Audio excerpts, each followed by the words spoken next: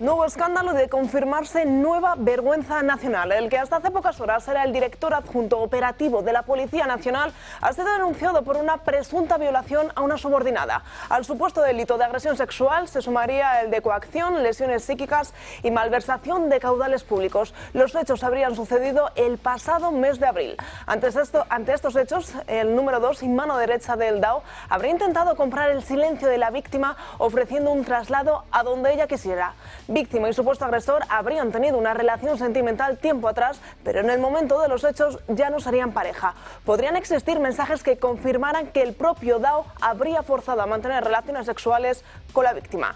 A estas horas, tanto el director como su número 2 ya han sido destituidos de sus cargos. El escándalo de confirmarse podría ser aún mayor porque la denuncia la conocería el Ministerio de Interior desde el pasado mes de enero y de nuevo habría mirado para otro lado, habría mantenido al DAO en su puesto y habría mostrado una inacción a la que cada vez nos tiene más acostumbrados este gobierno cuando se trata de presuntas agresiones sexuales. De no haberse hecho pública esta denuncia, ¿seguiría el DAO en su puesto? De no haberse hecho pública esta denuncia, ¿seguiría Marlaska diciendo del DAO que era un profesional impecable? Lo cierto es que aún sin confirmarse y manteniendo la presunción de inocencia hasta el juicio, este gobierno y todo lo que le rodea cada vez se parece más a un circo al que cada día le crecen los enanos.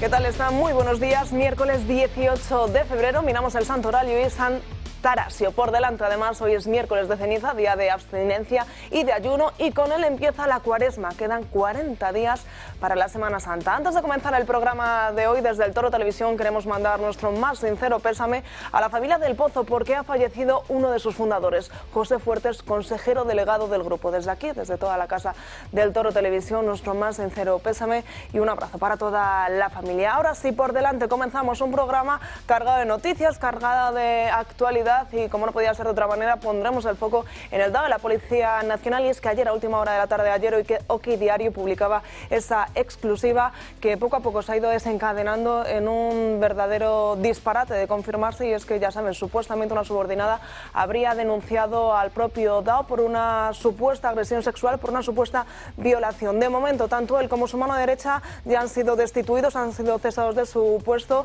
y el ministro Marlaska poco a poco a lo largo de la mañana de hoy va dando más información, aunque eso sí reconoce que no tenían ni idea hasta ayer mismo de esta supuesta violación, y manda alguna serie de mensajes, alguna serie de advertencias que se las iremos contando a lo largo del programa de hoy, pero también sobre la mesa pondremos otros temas como ese rifirrafe existente entre Yolanda Díaz y el propio Garamendi por la subida del SMI. Es que parece que no se van a poner de acuerdo y Yolanda Díaz quiere seguir apretando a una patronal que ya en su día vio con malos ojos esa subida del salario mínimo interprofesional, y de nuevo parece que la tensión va a seguir creciendo. También la vista puesta en el Congreso de los Diputados, todo lo que está ocurriendo hoy en esa sesión de control en la que no está ni el presidente del Gobierno ni 7 ministros, pero también la vista puesta en esa votación que se celebró ayer en la Cámara Baja con el burka. No salió adelante esa prohibición, sí que contó con el apoyo de Vox, con el apoyo del PP, pero no con el resto de las bancadas, y es que Junts dijo que no votaba simplemente por ser una propuesta de Vox. Se lo ampliaremos todo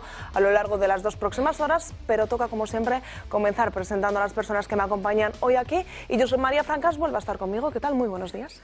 Pues muy bien, muy entretenidos. A ver, sin despreciar o menospreciar lo alucinante que es que el jefe de la policía sea denunciado por supuestamente haber abusado de una persona bajo su mando, o de que presuntamente también las primarias del PSOE fueran simplemente hurtadas a los militantes y hubiera pucherazo en ambos casos, las que eligieron a Pedro Sánchez. Todo eso es presunto, pero voy a hablar de una cosa que no es presunta, que me ha chocado mucho. Son 2 comentarios de ayer. Uno es cuando Patxi López y la ministra, la chica esta gallega, que tiene que ver con trabajo y que se viste tan bien, hizo un comentario sobre el burka diciendo que eso era libertad religiosa, sí, libertad religiosa, ¿no? Que alguien del PSOE hable de la libertad religiosa ya me da la risa a mí, si lo usan como argumento. Que sean estos dos ya me da más la risa, pero que el burka sea libertad religiosa, no sé exactamente qué me da, pero no me da risa, precisamente, me da otras cosas. Y por cierto, ahí los más honrados, los de Convergencia, que dijeron claramente que no votan porque lo propone Vox, porque el resto han hecho lo mismo, no lo han votado porque lo propone Vox. Sí, pero no se atreven a decirlo porque queda muy feo. Y después ya el comentario que me alucinó es cuando oí que la chica esta sevillana, ella creo que va a ir a las elecciones andaluzas y que tiene la titularidad del Ministerio de Hacienda, dijo una cosa tan alucinante cuando le preguntaron sobre el chico este que parece que hacía, como decía alguien aquí, ingeniería financiera. Dijo, hombre, que este señor lo que ha hecho es usar empresas de asesoramiento fiscal y por tanto eso no hay ningún problema. Y yo quedé alucinado. O sea, ahora, cuando un asesor fiscal, tú vas y le dices, ¿cómo defraudar a Hacienda? Y te da un sistema, porque lo saben perfectamente, porque muchos de ellos son exinspectores, etcétera, eso no es defraudar, sino que eso es asesoramiento fiscal. Con lo cual lo puedes hacer.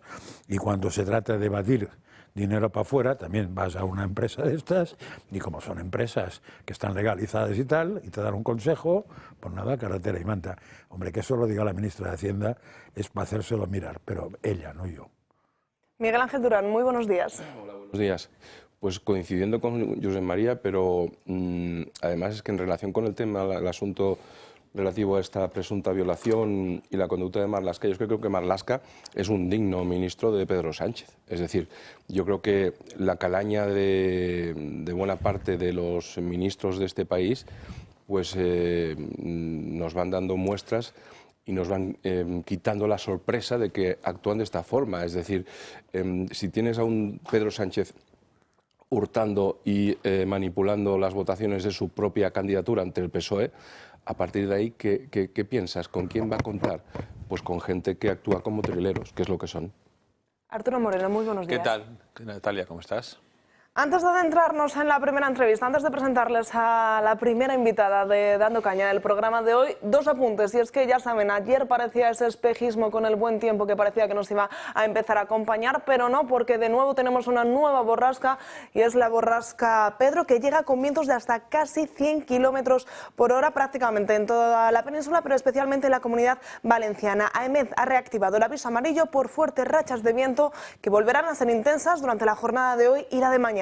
Pedro será de nuevo una borrasca de alto impacto, aunque eso sí, se espera que tras ella se instaure la calma atmosférica durante los próximos días. Y hoy, 18 de febrero, se cumple el primer mes, el primer aniversario de ese trágico accidente de Adamuz. La Junta de Andalucía ha trasladado este miércoles su Consejo de Gobierno a Adamuz, convirtiendo al municipio en sede del Ejecutivo andaluz por un día. Es una muestra de reconocimiento y cercanía con sus vecinos, que lo consideran una muestra más de apoyo a este pueblo a un mes de la tragedia ferroviaria que apagó la vida de 46 personas y cambió la historia de ese municipio cordobés para siempre.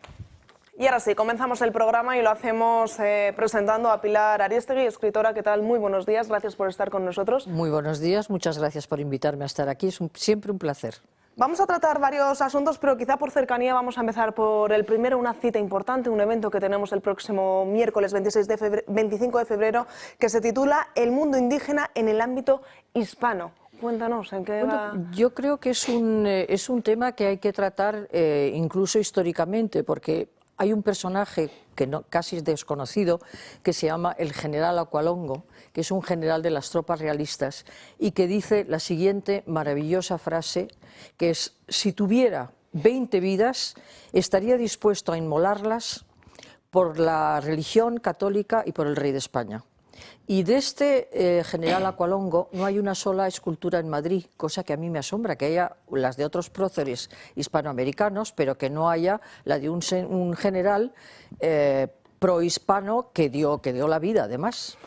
Entonces yo creo que Eorios de Cavite está recorriendo un camino muy importante. Está queriendo unir a lo que es el hispanismo español con el hispanismo indígena, contar de una manera real, con datos y hechos, lo que de verdad ocurrió en la historia de España y con la historia de América. Pablo Victoria, el gran escritor recientemente fallecido, desgraciadamente, decía una frase que era absoluta: el dato mata al relato. No es cuestión de leyenda negra ni de leyenda rosa, es cuestión de acudir a los datos y a los hechos, y que la gente a la que se habla, a la que se le cuenta todos estos datos, saque sus propias conclusiones. Será una mesa redonda en la que participarán varias personas de diferentes puntos del país. Habrá representantes de Colombia, de Ecuador, de México, también de aquí de España. Sí, en esta ocasión además va a venir el presidente de Héroes de Cavite para presidir las dos mesas redondas, y debo decir que Ángel es un ejemplo de presidente porque carece de ego. Yo lo he visto siempre ayudando, trabajando, no como el clásico presidente que se sienta en primera fila, sino ayudando en todo lo que haya que ayudar. Entonces no me extraña que haya logrado hacer una asociación que tiene ya presencia 30 delegaciones en España y más de 25 en el extranjero. Y hay dos delegaciones que yo conozco porque trabajo con ellas, que son la de Madrid y la de con Miguel Ernesto García Gutiérrez, y la de Bruselas, una pica en Flandes, que verdaderamente tienen una gran actividad y trabajan con mucha cabeza y con mucho entusiasmo. ¿Cuál es el principal objetivo de esta charla? ¿Qué pretenden conseguir con este diálogo? Dar voz a los indígenas y que hablen del periodo virreinal, en que verdaderamente, como decía antes, lo que se cuenten sean datos y hechos. Son dos personajes, porque son personas conocidas y muy letradas. Son dos de México, uno de Colombia y uno de Ecuador. Y yo creo que precisamente en esos tres países hay tanto que tenemos en común, que yo creo que lo que se puede pensar es en hacer que la historia la hicimos juntos. Lo que yo siempre veo después de haber viajado por América durante 45 años, es que la historia la hicimos juntos. Todas esas maravillas de universidades, hospitales, calzadas, las exploraciones en el Pacífico, las hicimos juntos, españoles de la península y españoles de ultramar, como a mí me gusta llamarles. Se celebrará en la Fundación Rafael del Pino con entrada completamente libre para todas las personas que se quieran acercar, pero ¿hacia qué público va dirigida esta charla? ¿Quién queréis Cualquier público que le interese la hispanidad, pero sobre todo lo que tenemos que atraer, creo yo, y en eso luego, si me permites, hablaré de una persona que lo está haciendo muy bien también, es el público joven. Atraer al público joven, que el público joven se pueda volver a entusiasmar por una historia que no solo es interesante, sino que es muy divertida. Porque yo la veo en cómics, por cierto, Héroes de Cavite ya está haciendo cómics para los niños, para que aprendan Hernán Cortés, Benalcázar, Orellana, Vázquez Coronado, que los aprendan en cómics, porque es una aventura y es una aventura colosal. Hay otra asociación, como te decía, que se llama Unión Pueblos Naciones Hispanas, que preside Carmen de la Cajiga, y están también muy orientados al público joven. Por eso me he acordado de cuando tú me lo has dicho, porque es otra orientación. En este momento hay muchos movimientos hispanistas y creo que es muy interesante que así sea. Nos vamos a adentrar poco a poco en la actualidad, aprovechando que está usted con nosotros. En una de las últimas entrevistas que concedía a un diario, decía que la izquierda está tergiversando la historia. ¿A qué se refiere? Bueno, igual que hay una leyenda rosa, de la que no soy partidaria, hay una leyenda negra. Y entonces lo que es más triste de todo es que todo estaba provocado por unos intereses económicos, porque claro, cuando España tenía las tierras de ultramar, que eran ricas en tantísimas cosas, y luego además, claro, con todos los descubrimientos, como he dicho, en el Pacífico, se abrió un mundo con unas posibilidades inmensas. Entonces, los ingleses, piratas, atacaban los barcos españoles y al final utilizaron un arma muy potente. Vosotros conocéis mejor que nadie la comunicación, y en la comunicación España tenía que ser muy mala, tenía que haber hecho muy mal para ellos poder intervenir con todo derecho en pro de la justicia, cuando era precisamente en territorios americanos donde gracias a Francisco de Vitoria y a la Escuela de Salamanca se había llevado el derecho de gentes a América.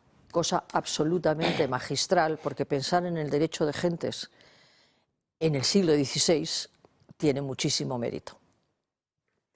Además, también es escritora, además de ser la impulsora de este tipo de charlas, de este tipo de conocimientos. Son varios los libros que ha escrito. Uno de los últimos tiene que ver con la reina Sofía. Hablamos de la monarquía. Ayer veíamos precisamente un acto en el Congreso en el que se estaba pues celebrando que contábamos con una de las constituciones más longevas hasta la fecha. ¿Qué papel está jugando en la actualidad la monarquía? Bueno, la reina Sofía ha hecho un papel absolutamente impecable.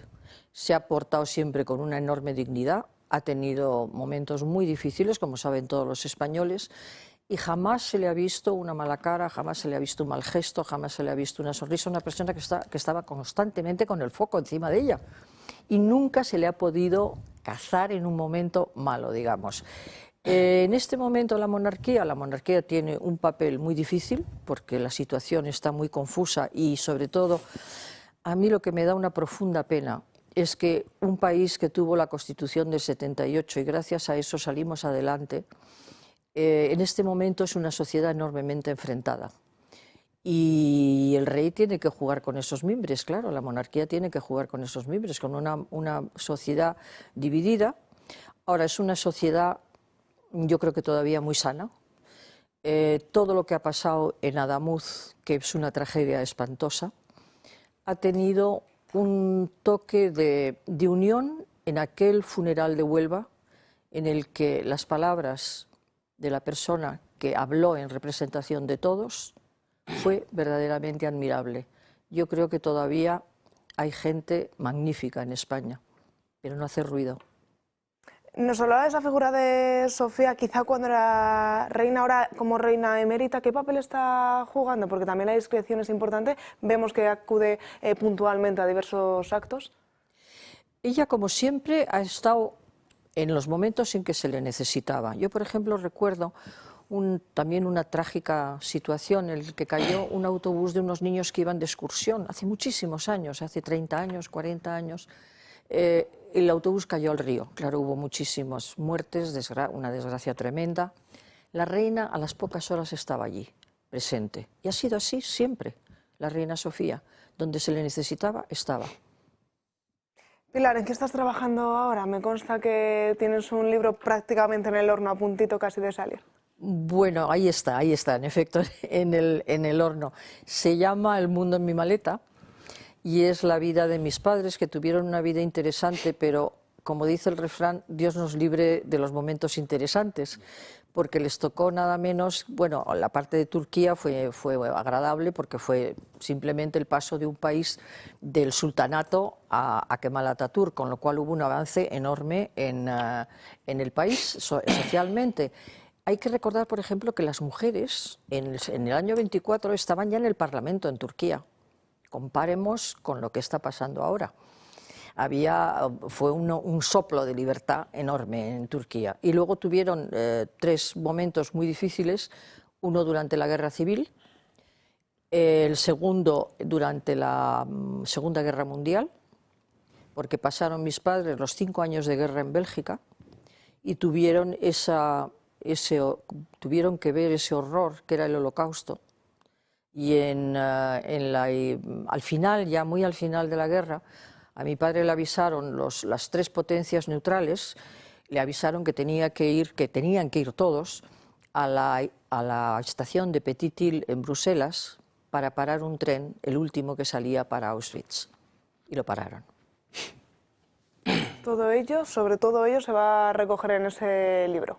Todo eso está en ese libro y luego también una cosa muy importante que fue la política de Martín Artajo, un gran ministro de Exteriores, que comprendió que la amistad con los países árabes podía ser fundamental.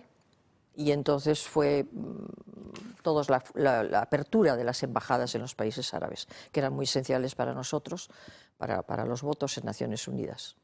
Pilar, ¿cómo ves la actualidad política nacional? ¿Qué opinión merece? Tristísima, tristísima. Tal y como han estado hablando los contertulios de este magnífico programa, lo veo, primero de todo, una sociedad enfrentada, cosa que hoy no es posible hablar tranquilamente con un gente de un partido político y gente de otro partido político. Ahora parece ser que las cosas se están reconduciendo, pero hasta hace poco tiempo no podías hablar bien de uno u otro partido, depende con quién estuvieras, porque te saltaban a degüello. Y eso es muy triste. Incluso que en las familias no se pueda hablar, como ha sucedido. Me han contado otros casos en que en otras familias ya no se toca la política porque no se puede hablar. Y luego, claro, la desesperanza de ver todos estos casos de corrupción, todos estos escándalos, y que no pasa nada. Es muy asombroso, francamente. Sin duda, veremos a ver hasta dónde puede llegar esta política, si hay o no freno. Pilar Arístegui, muchísimas gracias por estar aquí con nosotros, un verdadero placer. Muchas gracias. Nosotros nos vamos a ir a la primera pausa publicitaria del día de hoy. A la vuelta ya sí nos adentramos en toda la actualidad política, que como les decíamos es mucha y muy variada. Desde las 9 de la mañana el Congreso de los Diputados celebra esa sesión de control que tiene como principales protagonistas a la vicepresidenta primera y ministra María Jesús Montero, al ministro Félix Bolaños y a Óscar Puente, ya que ni el presidente, ni Pedro Sánchez, ni otros 7 ministros han acudido a la cita de hoy. Pedro Sánchez se encuentra en un viaje oficial en la India, un país en el que, recordamos, viajó a finales del 2024. Tampoco han acudido a este pleno Sara Agesen ni los ministros José Manuel Álvarez, Margarita Robles, Luis Planas, Ángel Víctor Torres, Carlos Cuerpo y Óscar López, todos ellos pertenecientes a ese gobierno de coalición por parte socialista, que han decidido que hoy no era día de asistir al Congreso de los Diputados. Quien sí ha estado allí ha sido Esther Muñoz, la portavoz del Partido Popular, que ha preguntado directamente a la vicepresidenta primera, María Jesús Montero, si está actuando con responsabilidad el actual gobierno. Ese era el momento. Yo pensaba preguntarle por la responsabilidad de un gobierno que lleva 8 años en el poder y ha hecho que la vivienda sea el primer problema de nuestro país. Pero claro, es que se hace tan difícil preguntarles por algo que no sean sus escándalos. Es que el lunes nos enterábamos de los tejemanejes del presidente del gobierno con la OMT para financiar las ensoñaciones de su mujer. Es que ayer por la tarde nos enterábamos de que el presidente del gobierno no solo amañó las primarias de 2014, sino también las de 2017, con el mismo modus operandi, alterando los censos, con votos falsos. Pero ya para rematar todo, para rematar el día de ayer, nos enteramos que quien dirige la Policía Nacional, mano derecha de Marlaska en Interior, presuntamente ha violado a una subordinada. Llama la atención, señora Muñoz, es que ustedes, como siempre, utilicen una doble moral. Cuando ocurre algún caso, o bien de abuso, agresión, presuntamente, sobre una persona, sobre una mujer, que pertenezca o que esté relacionado con la esfera del gobierno, ustedes se rajan la vestidura. Pero, sin embargo, cuando hay miembros de su partido que permanecen en las instituciones y que después de las denuncias presentadas no hacen absolutamente nada, como el caso del alcalde de Móstoles o el alcalde de Algeciras, y ustedes ahí no se sienten interpelados. Y también duro ha sido el enfrentamiento que ha mantenido esta misma ministra, María Jesús Montero, con Miguel Tellado, el Popular. Decía esto. Son ustedes encubridores de presuntos delincuentes. Pudren todo lo que tocan. Señor Marlaska, da náuseas verle a usted sentado en el banco azul. Está usted en las últimas semanas. En breve tendrá que dejarlo porque Sánchez le obliga a ir al matadero electoral de Andalucía. Su suerte está echada. Y de sus 8 años de ministra de Hacienda, ¿qué puede decirnos? ¿De qué se siente orgullosa?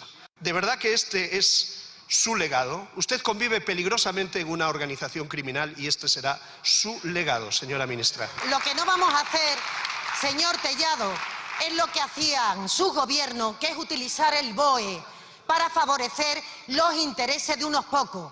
Nosotros, y yo como ministra de Hacienda, utilizamos el BOE para poner 120.000 millones con un escudo social que fue capaz de protegernos con motivo de la pandemia, para darle a las comunidades autónomas más recursos que nunca. Nosotros trabajamos para el interés general. Pues nosotros trabajamos para el interés general, así decía María Jesús Montero la actuación del gobierno. Y con respecto a las palabras de Esther Muñoz, pues de nuevo el gobierno vuelve a usar esa táctica del y tú más, tú no haces esto, para intentar justificar su actuación. Sin meternos de lleno en esa supuesta denuncia por violación al DAO de la Policía. Pero el policía Nacional. el DAO era general, porque como dice que hacen del interés del general, no se refiriera a esto. Es verdad, sí. No sé si era general. A ver, primero lo de rajar las vestiduras es complicado. No sé exactamente cómo se hace. Rasgar es más habitual. Segundo, lo de Algeciras, el alcalde de Algeciras, que yo no sabía ni que existía, pero parece que es un caso cerrado ya, no sé si es por el Supremo, o por la Audiencia, o por no sé qué. Con lo cual, es malo mentarlo porque parece que no hay caso. El de Móstoles sí hay caso. Claro, esto me ha pasado a mí esta mañana con un periodista muy conocido, al cual no tengo la suerte de conocer poco, porque me cae francamente mal, como se verá, que le han comentado eso, cuando han comentado lo del Daoeste, inmediatamente he dicho, y el alcalde de Móstoles. Hombre, hay que ser miserable para justificar o para encubrir o para tapar una teórica o presunta violación con otra violación. No creo que sea el argumento. Igual es muy intelectual, lo de comparar, porque hacen falta varios verbos, pero moralmente es como muy miserable. Miguel Ángel. Sí, en el mismo sentido también. A ver, es que el Partido Socialista ocupó el poder sobre la base de que ellos eran mejores, que eran más dignos, que tenían más dignidad, que iban a acabar con la corrupción. Tuvimos que ver cómo el señor Ábalos decía que él era feminista porque era socialista y, sin embargo, después ha pasado lo que ha pasado. Es decir, es que estamos ante trileros, en el caso del señor Ábalos, pero ya nada menos que el secretario de organización, un putero, y a cada paso que dan es verdad, es que cada día hay un espectáculo más. Y el último de Marlaska ya es alucinante, que tenga al jefe de los policías cometiendo actos presuntamente de violación en el propio ministerio, más todo lo posterior, las presiones y coacciones, el intento de sobornar a esta persona para que no denuncie, a mí me parece increíble. Y, hombre, achacar al PP que haya un alcalde concreto en Móstoles, como bien comentas, pues, diga, pues bueno, vale, es que todos los... O sea, esto puede ocurrir, pero es que toda la corrupción y la falta de apoyo a las víctimas de agresiones sexuales en el PSOE es que es un día a día. Es que eso se produce con una cotidianidad tan grande que me gustaría ver, todos los partidos políticos tienen que tener algo que se denomina el plan de prevención de delitos.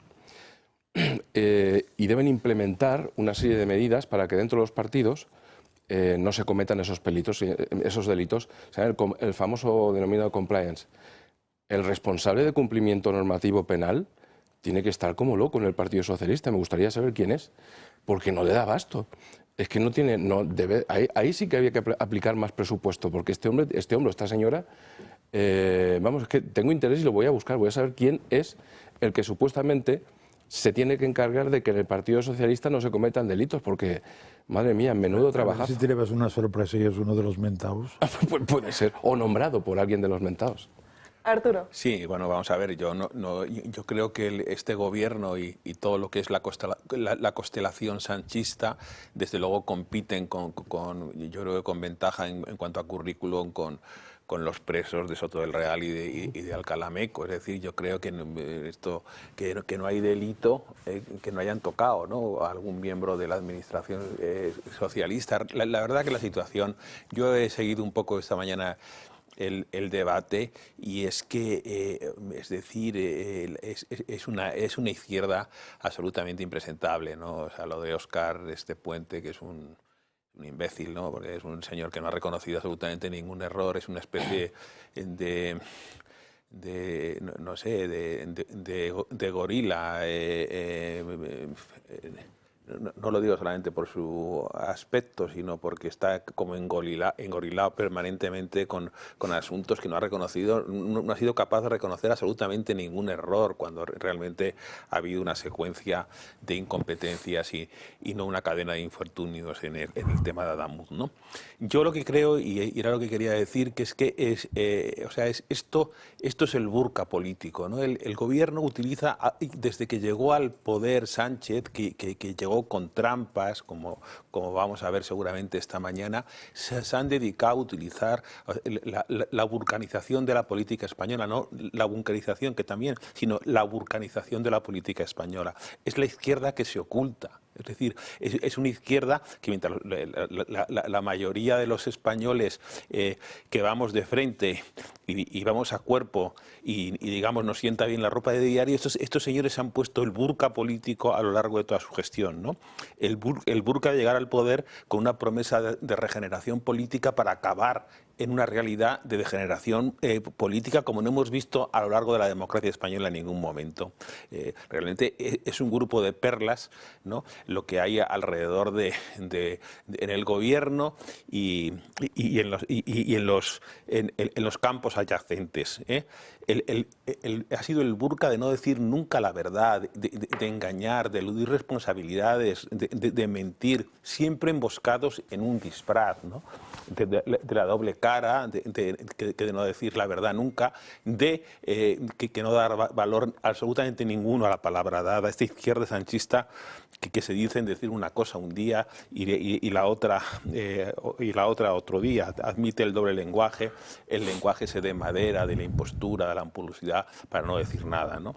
El burka que utilizaron para decidir que no iban a pactar con ETA y luego lo han sentado a ETA en el Consejo de Ministros porque es el pivote de la mayoría parlamentaria, ¿no? Y ese Consejo de Ministros que tienen las manos manchadas de sangre, ¿no? El burka político de la mentira, el burka político de que Puigdemont no vendría nunca a España y si llegase a España sería inmediatamente conducido entregado a la justicia y ha sido completamente al revés. Lo tienen entre algodones deseando que venga a España para afianzar la mayoría parlamentaria. Se pusieron el burka del sectarismo, reafirmando ese socialismo que creíamos ya superado de la Segunda República. Pues han traído la revancha, han traído el rupturismo, esa deriva absolutamente sectaria. Se pusieron el burka para continuar en el poder, se ponen todos los días el burka para continuar en el poder a costa de la convivencia, del deterioro de la convivencia y naturalmente de la degradación de las instituciones. Se ha abolido el concepto de responsabilidad política, de la rendición de cuentas, de asumir responsabilidades, ¿no? Se pone el burka cuando también prometieron 183.000 viviendas y al final han construido 18.000, es decir, 2.800 al año de alquiler social, me refiero. Y podía ir también con el burka que han hecho con los contrapoderes del Estado, los contrapesos del Estado, que también han intentado, han anulado, han desactivado, y como hemos ido también a una mutación constitucional cuando dijeron que iban a venir a España a regenerar la democracia. Realmente es una vergüenza lo que ha pasado ahora también con ella, con un violador que resulta aquí que es ni más ni menos que el jefe de la policía, ¿no? El jefe de la policía, que como decía Max Weber, es el que tiene el monopolio, pertenece al equipo que tiene el monopolio legítimo de la violencia. Ese señor se ha dedicado a agredir sexualmente a una subordinada y me imagino que esa señora la habrá pasado absolutamente mal, porque hombre, no estamos hablando del Estado profundo, de la policía es el Estado profundo y son señores que van con pistola, ¿no? Y claro, que te coaccione el jefe de la Policía Nacional, que no es ninguna cosa. Pues digo, esa doble moral, ese disfraz permanente, ese burka político, es lo que yo quería denunciar esta mañana. No, solamente que me ha gustado mucho el concepto relativo al señor Puente cuando te has referido a que está engorrilado. Engorrilado, sí. Entonces yo a partir de ahora cuando tengo un problema que no sea capaz de resolver voy a expresarme diciendo este asunto se me ha engorrilado. Sí. Francas. A ver, no, son cosas muy sueltas, pero es que cosa que sacado de la televisión. Pilar hacía un comentario de la tensión que había ahora mismo política. Y comentaban esta mañana, concretamente una periodista comentaba, que ayer en la celebración del Congreso había más distancia entre gente del mismo partido que entre la gente de partidos distintos que participó en la transición. Bueno, basta ver la imagen de Felipe González con el señor de UCD, ¿cómo se llamaba con Herrero de Miñón? Sí. Y la de Felipe González con el Pedro Sánchez, para que eso quede perfectamente reflejado, ¿no? Siguiente cosa, lo de la borrasca Pedro Allegao, yo la pensé peor, porque realmente con el nombre que lleva tenía que haber sido terrible. Bueno, lo peor está por llegar. De momento no vale, sí. Por cierto, la última vez que Pedro Sánchez fue a la India, hubo la Dana. Lo digo para que la gente lo recuerde. No se dignó ni cerrar, ni parar la cena que tenía romántica con su encantadora esposa, porque al fin y al cabo Valencia, ¿qué más da? Y por último, lo del burka, claro, es muy interesante porque el argumento ese de Vox o el burka, que unos han explicitado y los otros no, quiere decir que puesto en la balanza les importa el burka, que no deja de ser diríamos, un sistema de esclavitud femenina, les importa un pimiento comparado con quien presente eso o con la ventaja o desventaja política de apoyar a quien no quiero apoyar políticamente. Es una manera de valorar la dignidad de la mujer muy elevada. Lo estoy diciendo con ironía porque es simplemente asqueroso. Pues precisamente sobre el burka y sin salir del Congreso vamos a hablar de esa votación que tuvo lugar ayer por la tarde en el Congreso de los Diputados. Ya saben, una iniciativa presentada por Vox para prohibir el burka en todos los espacios públicos del país. No salió adelante porque no contó con el apoyo de Junts. De nuevo, esos 7 votos fueron decisivos. Fue apoyada por 170 votos del Partido Popular, de Vox y de UPN. Y como decíamos, 177 diputados del Congreso de los Diputados precisamente no apoyaron esta iniciativa. Santiago Abascal se mostraba especialmente crítico con Junts porque decía que sus excusas ya no son creíbles. Y yo vuelvo a repetir aquí que la invasión mata, que la importación de determinadas culturas trae problemas de inseguridad y trae muertes, y da la casualidad de que la mayoría que va a impedir que esta proposición se apruebe es la mayoría que sostiene la corrupción del gobierno, y la corrupción también mata. Para nosotros no es ninguna sorpresa y las excusas de Junts pues no son creíbles en absoluto. Y una de las intervenciones más aplaudidas fue la de la diputada y portavoz del Partido Popular en el Congreso de los Diputados, Esther Muñoz, que dio unas declaraciones en las que aseguraba que el velo integral institucionaliza la invisibilidad femenina. Atacó directamente, bueno, pues ese lado más feminista del que se hace abanderar el Partido Socialista. Democracias consolidadas que han entendido que proteger la igualdad de la mujer y la cohesión social no es intolerancia, es responsabilidad. La prohibición del velo integral no es contra una fe, es contra la invisibilidad forzada. España es una nación que ha avanzado muchísimo en derechos para la mujer, en igualdad, en libertad, en derechos laborales, y no vamos a retroceder ahora. A quien le incomode que las mujeres seamos libres e iguales en España, que no venga a España. España no es su país. Desgraciadamente hay otros países en el mundo en el que la mujer está sometida gracias a las políticas de esos gobiernos. En España, no. ¿Y qué dijo sobre todo esto Junts? Pues su portavoz Míriam Nogueras dejó claro que ni burka ni Vox no votarán nada que salga por iniciativa del partido de Santiago Abascal. La posició de Junts és molt clara. Ni burka ni Vox. Ni vel integral ni l'extrema dreta. Tampoc por. Tampoc complexos. Dit això, si avui sortim és per dir que ja n'hi ha prou. Tots vostès, les dretes i les esquerres espanyoles, porten molt temps, massa temps, intentant vendre'ns que només hi ha 2 maneres d'afrontar la vida i afrontar la política. Y está claro que Junts no votará a favor o no votó a favor de esta iniciativa simplemente porque venía por parte de Vox, porque ya se han puesto manos a la obra para intentar sacar adelante una iniciativa para prohibir ese burka, ese velo integral, porque no les parece bien. Una situación que, bueno, que vuelve a chocar que en el ámbito político simplemente porque tú presentes una proposición, una iniciativa, no te vota. Sí, a ver, lo que pasa es que no sé por qué polarizamos o disparamos solo contra Junts, porque no fueron los únicos que votaron que no. O sea, lo que pasa es que se daba por supuesto que votarían que sí, porque en Cataluña alguien les está pisando los talones y a partir de ayer les ha pisado un poco más. Es más, puede ser que se los miren con el retrovisor ya, porque lo de ayer sí que tiene coste electoral para Junts. Pero no olvidemos que hay un partido muy parecido a Junts, que se llama PNV, que ni siquiera le acusamos de nada y es tan miserable como el otro en ese tipo de planteamientos.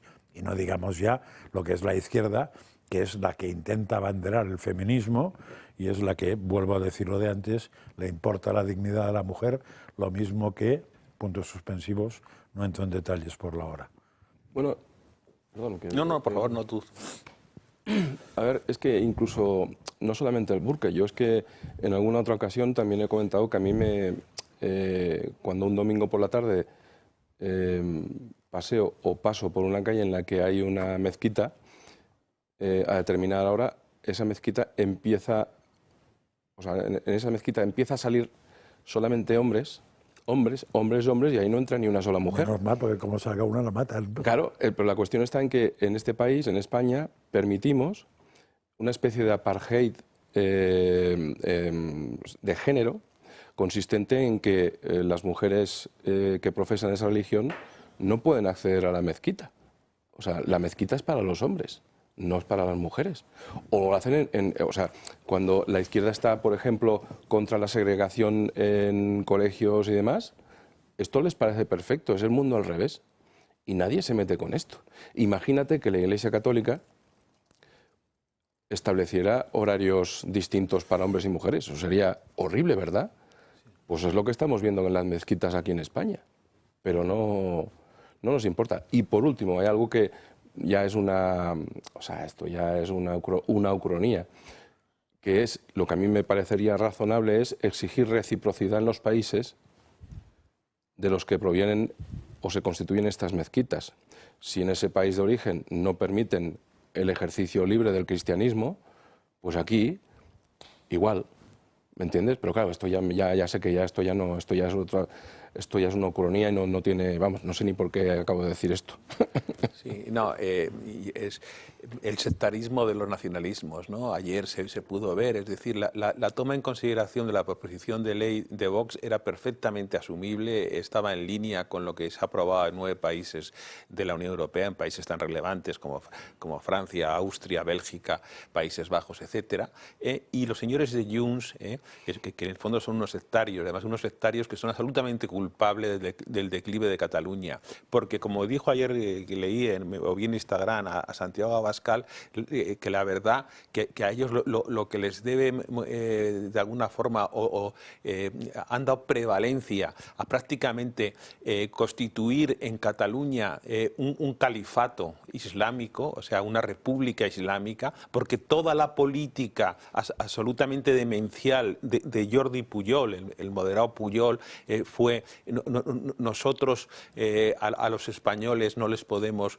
es decir, a los hispanohablantes, a los españoles del otro hemisferio, como se refería hace un momento Pilar Arestegui, no les podemos que nacionalizar porque su lengua madre es el español. No, nos interesan más que vengan aquí los musulmanes, los árabes, los sikhs, indios y tal, o pakistaníes.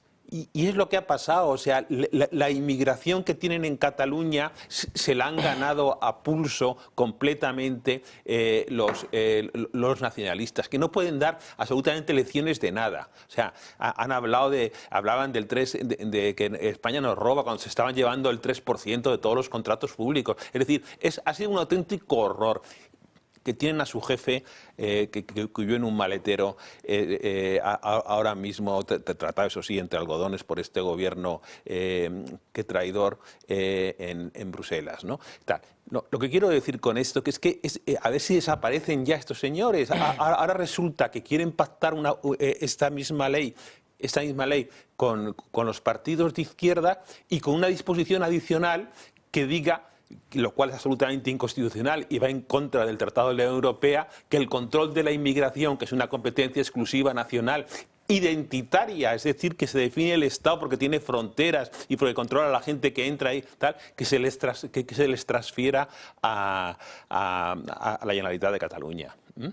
A la Generalitat de Cataluña. Es decir, eso es romper el Estado. Eso no se puede hacer. Que también nos pueden mandar, que ya que van a controlar la inmigración, que nos pueden mandar a todos los musulmanes y a toda la gente que les sobre, a Aragón, a Castilla-León, a no sé qué, no sé cuántos, y quitársele de en medio. Vamos a hablar. O sea, esto es una cosa, es increíble. Estos señores ayer votaron contra la automarginación social de las mujeres, contra su exclusión cultural, contra la sumisión, o sea, a favor favor de la sumisión, era a favor de la automarginación social de las mujeres, de su exclusión social, de la sumisión al hombre, ¿no? Es decir, esta gente votó ayer en contra de la libertad, de la dignidad, de la identidad cultural de las mujeres, de su derecho a participar en el espacio público, sin estar dominadas por leyes islámicas. Es decir, lo que está pasando en países de tal, que se está constituyendo guetos islámicos, donde la Sharia, que es la ley islámica, tiene que prevalencia sobre los códigos civiles de los países europeos. Es decir, esto es muy grave y es otra vez el sectarismo de un nacionalismo. Por cierto, Alianza Catalana no es que no es una cosa, digamos, de nuevo cuño, ¿eh? La Alianza Catalana es el último prototipo, el más etnicista, el más excluyente, pero del nacionalismo. Esta es la última versión que ha sacado del laboratorio de Mengele, del nacionalismo más intolerante, más sectario, tal que he visto que se puede ahora mismo ver en Europa. Pero son ellos mismos que se han dado cuenta del problema que tienen y han sacado una segunda marca, que es Alianza Catalana, que ha nacido de Junts y ha nacido en su momento de Convergencia. Es una segunda marca, que no nos engañen, que no nos den gato por liebre, que son los mismos. La Sílvia Oriols es igual que ellos. Lo que pasa es que utiliza el lenguaje que parte de la sociedad catalana le puede comprar en ese momento. Es gente que dice que odia a España. El otro día la señora Míriam Nogueras se negó a dar una rueda de prensa en el Congreso de los Diputados, donde reside la soberanía nacional y donde están representados con gran generosidad que partidos que quieren destruir a España porque había una bandera española. Esos son los nacionalistas. Esta es la gentuza que ha destruido Cataluña y que es un virus que también quiere destruir a España, ¿no? Hombre, y incluso si para abundar con lo que dices, porque es una cosa que todavía es más chocante. Fijaos que en teoría ayer se conmemoraba la Constitución española. Se achaca de que en España hay partidos que son extraconstitucionales y ahí normalmente se suele poner a Vox, curiosamente, ¿no? Como un partido que está fuera de la Constitución, tal, porque ha dicho que quiere cambiar alguna cosa. Es muy interesante ver quién estuvo y quién no estuvo, porque igual los que están fuera de la Constitución son los que no la celebran y los que están dentro son los que la celebran. Claro. En fin, eso también es para gente inteligente, con lo cual no pretendo que lo entiendan todos. Nosotros sí, los oyentes también, pero estos que no entienden eso, o esos que no van, no pretendo que lo entiendan, porque no tiene ningún sentido. No tiene ningún sentido. Yo, en relación con Cataluña y el País Vasco, creo que han sembrado lo que ahora mismo están recogiendo. Claro. Y concretamente en el PNV, yo creo que el PNV va por el camino de que el próximo Día de la Patria Vasca lo sustituyan por el Día del Cordero, porque el País Vasco tiene un problema serio de inmigración y con este tipo de políticas del señor Atoer Esteban pues van a acabar, bueno, ya están en una situación muy complicada en el País Vasco por este motivo. Entonces, bueno, pues nada, que sigan así, porque, como digo ya, el próximo día, en lugar de ir a la plaza del pueblo o a la montaña que a veces van a hacer sus actos, sus performances y demás, próximamente van a matar corderos allí porque no van a poder comer cerdo. La verdad es que una situación complicada la que se vive con este tipo de partidos. Como bien decíamos ayer, algunos ni siquiera quisieron participar en ese acto de conmemoración, de celebración por tener la Constitución más longeva. Ahora vemos cómo sus actuaciones también tienen su repercusión al no votar ciertas medidas. Veremos a ver qué pasa o no con el burka. Nos vamos a ir a una nueva pausa publicitaria y a la vuelta ya sí que sí les contamos todo ese revuelo que se ha formado en torno al Policía Nacional, a ese jefe de Policía Nacional, y las últimas declaraciones de Marlaska que apuntan directamente a todas aquellas personas que aseguren que él estaba al tanto de ello. Se lo mostramos justo a continuación.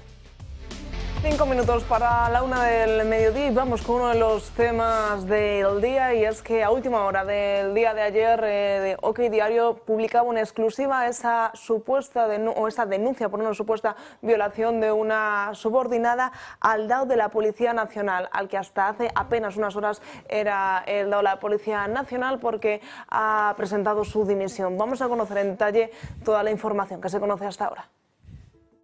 La Policía Nacional atraviesa momentos de estupor tras la renuncia del director adjunto del cuerpo, José Ángel González, presuntamente exigida previamente por el ministro del Interior, Fernando Grande Marlaska, tras una presunta agresión sexual a una funcionaria de la propia policía, según detalla la denuncia. Los policías están orgullosos del DAO que tienen en este momento. Asimismo, se ha producido la dimisión del jefe de gabinete del propio DAO, Óscar San Juan, tras contactar con la presunta víctima de su superior con objeto de ofrecerle un destino laboral preferente a cambio de su silencio, cubriendo así la espalda de su superior ante posibles consecuencias. Los presuntos hechos se pudieron llevar a cabo el pasado 23 de abril, cuando la denunciante estaba de servicio y el que fuera máximo dirigente de la Policía Nacional le ordenó acudir con un coche camuflado a un restaurante donde el comisario estaba comiendo para posteriormente trasladarse a su residencia oficial perteneciente al Ministerio del Interior, donde, valiéndose de su autoridad, se produjo la presunta agresión sexual y en consecuencia lesiones a la víctima. La presunta víctima, que se encontraba de baja por lo ocurrido, pudo sufrir coacciones del propio DAO vía WhatsApp y por parte de otros altos cargos con objeto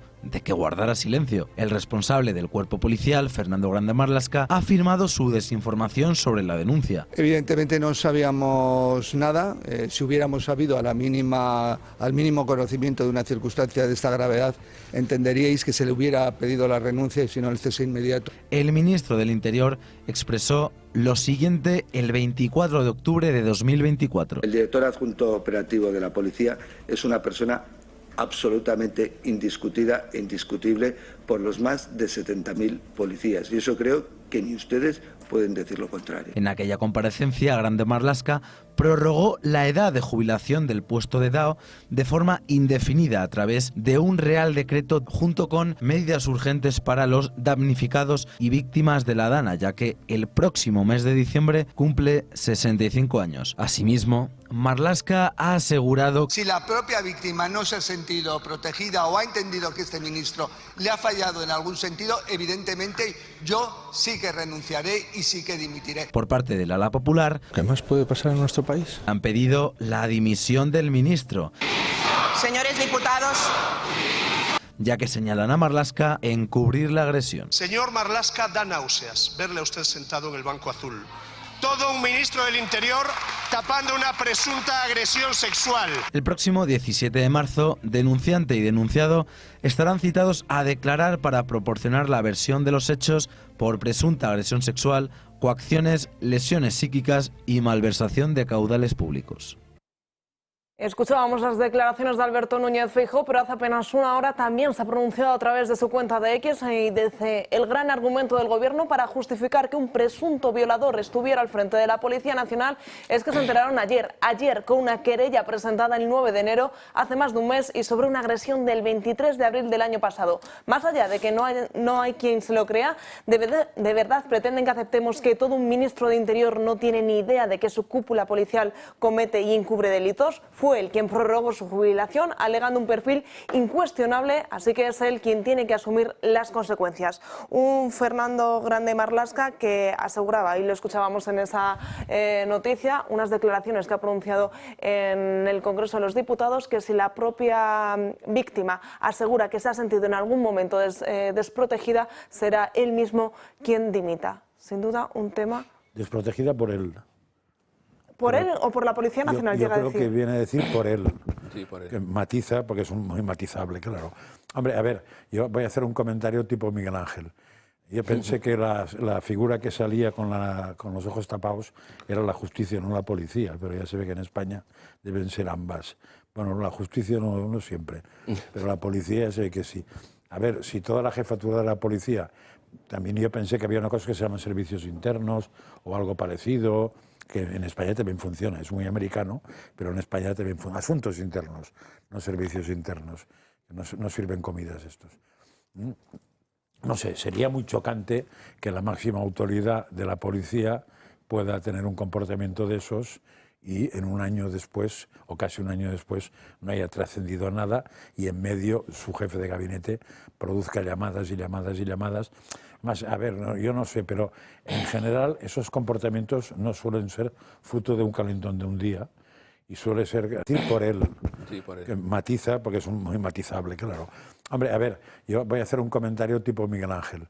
Yo pensé que la figura que salía con los ojos tapados era la justicia, no la policía, pero ya se ve que en España deben ser ambas. Bueno, la justicia no siempre, pero la policía ya se ve que sí. A ver, si toda la jefatura de la policía, también yo pensé que había una cosa que se llama servicios internos o algo parecido, que en España también funciona, es muy americano, pero en España también funciona. Asuntos internos, no servicios internos, no sirven comidas estos. No sé, sería muy chocante que la máxima autoridad de la policía pueda tener un comportamiento de esos y en un año después, o casi un año después, no haya trascendido nada y en medio su jefe de gabinete produzca llamadas y llamadas y llamadas. Más, a ver, no, yo no sé, pero en general esos comportamientos no suelen ser fruto de un calentón de un día y suele ser de aquella frase que llueve sobre mojado. Pero eso ya es meterse donde no me llaman y como todo es presunto, presuntamente la gente no es casta hasta el 19 de febrero, sino que suele ser no casta el 18, el 17 y el 21, con manifestaciones diversas. Hasta el momento se sabe que tanto el DAO, el director adjunto de operaciones de la Policía Nacional y esta subordinada habían mantenido una relación sentimental, pero que cuando ocurren estos actos, supuestamente el 23 de abril, ya no había ningún tipo de relación y que habría sido forzada. Y además, supuestamente, siempre ponemos ese supuestamente, habría mensajes del propio DAO reconociendo que habría forzado, habría obligado a mantener estas relaciones pero sexuales. lo que no sabemos es si entre que cortaron la relación, que por cierto parece que el tal DAO está casado, según han dicho, no lo sé, supuestamente casado, pero no tengo ni puñetera idea, pero podría ser. Lo que no sabemos si después de que rompieran la relación hasta que se produjo esto, hubo contactos en medio consentidos. Porque lo único que se sabe de este es que fue no consentido. Parece ser que además no solamente está explicado con minuciosidad de detalles, que no sé por qué las televisiones los han leído uno tras otro, creo que no hacía puñetera falta, pero bueno, ellos sabrán, sino que al mismo tiempo creo que cuenta ella o su abogado que lo tiene grabado, o sea, que supo darle a la tecla, porque en general la policía de cosas sí que las sabe hacer bastante bien, ¿eh? Entonces que está grabado lo que le decían. Si hay todo eso, pues es un supuesto muy supuesto. Y por hablar, y os doy ya paso, el número 2, ese segundo implicado que también habría presentado esta misma mañana su renuncia, había sido el encargado de intentar tapar o comprar el silencio de la subordinada, ofreciéndole cualquier destino que eligiese y a dónde se quisiese ir, a cambio de que no dijese nada sobre este asunto. Y estaba en la cena previa, que es donde empieza el preacto. Porque esa chica parece ser que es llamada justo por ese para que vaya a la cena con este y el otro. O sea, el que llama es el segundo, parece ser. Y después el segundo sabe, supongo que no pinta nada ahí en medio, y desaparece convenientemente, no sabemos hacer qué. De ser verdad, ante todo la presunción de inocencia, también lo dejamos claro, pero de ser verdad es turbio como pocas cosas. Y no parece que sea la primera vez. Pero... Absolutamente, y es que esto convierte la cúpula de la policía en prácticamente delincuentes. Pero no solamente eso, sino que prácticamente, presuntamente, prácticamente. Presuntamente sin prácticamente. Presuntamente con cierta practicidad. La cuestión está en que lo que es imposible de creer al ministro es que o sea, él tendría que explicarnos cuál es la relación que con todos estos altos cargos mantenía. Porque tiene que haberse sentido, irónicamente hablando, muy defraudado por prácticamente toda la cúpula policial en la que él tanto confiaba. Después también señalar la desvergüenza consistente en que la ampliación del plazo del cargo de este señor se produce en el Real Decreto de medidas urgentes por la DANA. Es decir, el señor ministro y esta gente, cuando ocurrió lo de la DANA y se aprobó un Real Decreto para adoptar medidas, en lo que estuvieron pensando es en alargarle el plazo para que no jubilarse a este señor. Es decir, que nos demos cuenta de qué es lo que para ellos es importante. Para ellos en ese momento lo importante era que este señor no se jubilase. Y en relación con la manifestación de esta mañana del ministro, yo no le creo nunca a este ministro ni a prácticamente nadie de este gobierno. Pero en principio, por lo que ha expresado, dice que si la víctima se siente defraudada por su actuación, él dimite. Luego, todo depende del sentimiento de la víctima, de si considera a la víctima o se siente defraudada. Me parece que se ha puesto en manos de esta señora, Pero no me cabe la menor duda de que si esta señora pide que este señor dimita, él no va a dimitir. Arturo, te voy a dar todo el tiempo que quieras para hablar de este tema, pero tengo una conexión telefónica con Joan Garriga, portavoz de Vox en el Parlamento de Cataluña. Muy buenas tardes. Buenas tardes, gracias por la llamada. Vamos a hablar de un momento que podemos decir se ha convertido ya en viral, se producía esta misma semana en el Parlamento catalán. Vamos a escucharlo brevemente y lo comentamos con usted. Me vuelvo loco, pero no es un tema proporcional. Es que mientras haya una abuela española con dificultad, mientras haya un español sin vivienda, no podemos repartir dinero a extranjeros. No lo entienden. Prioridad nacional, primeros de casa, primero los nuestros. Si usted tiene hijos, que no lo sé, supongo, digo yo, no sé, o me vuelvo loco, pero ayuda primero a sus hijos, no al vecino. Pues eso es lo que hemos de hacer con las administraciones. Desde la Badía al Vallès, tienen que ayudar a los de Badía al Vallès, no a los de Sant Cugat. Eso lo entiende, ¿no? Pues las administraciones españolas se deben a los españoles, no a los extranjeros. No es tan difícil. Joan, pónganos en contexto de cómo unas palabras tan claras, tan sencillas, tan directas, que todo el mundo deberíamos de entender, ¿en qué contexto se da? Pues mira, el contexto es un debate que está planteando en los últimos meses y años y siempre, y va a seguir haciendo Vox, que es que hemos perdido el ascensor social, que no hay un progreso económico, que acceder a la vivienda hace 50 años, en 4 años lo tenías hecho, con 4 años de sueldo íntegro. Ahora ni con 12, ni en 40 años puedes adquirir tu propia vivienda, sobre todo los jóvenes, con muchísimas familias con dificultades para llegar a fin de mes, con trabajos precarios, con una industria que está desapareciendo, con un campo que están machacando. Entonces, en ese contexto había una tercera pata que era el de las ayudas sociales. Y decíamos, hombre, hay mucha gente con muchísimas dificultades y ustedes están repartiendo, por ejemplo, la renta mínima garantizada al 18% de la población que son extranjeros están dando el 41% de esas ayudas, más que a los españoles. Y entonces ella me decía, no es el 41, es el 34%. Yo evidentemente estaba diciendo esa cifra en virtud de una contestación oficial que nos hizo la Generalitat de Cataluña. Entonces es cuando yo ya me indigno y con toda la pasión del mundo digo, es que ya no se trata de porcentajes, es que habiendo un español con necesidad es absurdo que una administración española dé ayuda a un no nacional, a un canadiense, a un marroquí, a un ecuatoriano o a un tío de Australia o de Japón. O sea, es como absurdo y por eso pongo esa vehemencia y esa pasión, porque yo creo que se entiende que un padre de familia pues se dé primero a sus hijos.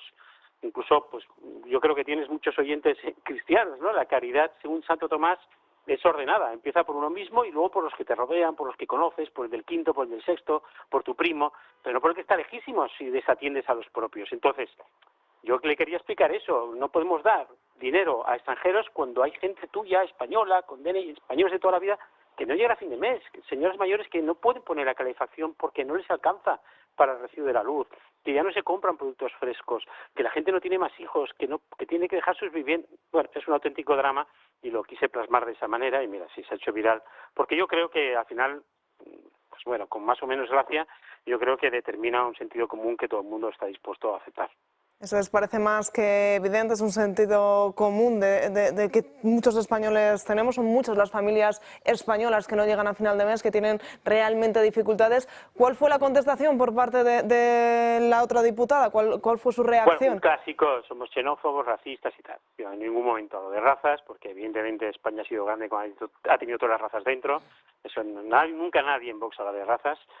No se trata de odio al extranjero, se trata de amor por lo propio. Como cualquier padre de familia, pues el Estado al final, cuando pagamos impuestos, es porque nos creemos los patriotas que España es nuestra familia. Por eso pagamos impuestos para que se repartan, para que se afronte para las cosas comunes, para la sanidad, para la educación, para las infraestructuras, que por cierto no lo hacen. Para eso, no para que se dé dinero fuera, cuando hay necesidades aquí que atender. Y le puse el ejemplo del municipio, ¿no? Si, por ejemplo, yo ahora estoy en Montcada y Reixac, que acabo de asistir a una concentración en contra de unas agresiones que sufrieron unos militantes nuestros, y dices, no sé, si un tío o pongo un ejemplo de Madrid, de Getafe, el alcalde empieza a asfaltar calles del Ayuntamiento de Madrid, sus vecinos lo colgarían y dirían, pero bueno, ¿pero qué estás haciendo? Que aquí o nos bajan los impuestos o te ocupas de cosas de aquí que tenemos mucha necesidad. Es absurdo. Y yo creo que hay que seguir en esa línea porque al final tiene que ser el triunfo del sentido común, de aquello que nunca nadie ha cuestionado en 50 años, y yo creo que Vox tiene esta suerte, ¿no? Que cuestionamos cosas que nunca nadie había cuestionado, que tenemos la suerte de tener el apoyo pues de muchísimos ciudadanos, estamos en casi todas las instituciones y hay que hacer valer ese sentido común y hacerlos ver, y cada vez que ser más para acabar tomando nosotros las decisiones. ¿Por qué si parece tan claro, tan ese sentido común, por qué la oposición sigue poniendo tantas trabas y por qué sigue prefiriendo prestar ayuda, o parece que prefieren prestar ayuda a los de fuera y no a los propios españoles?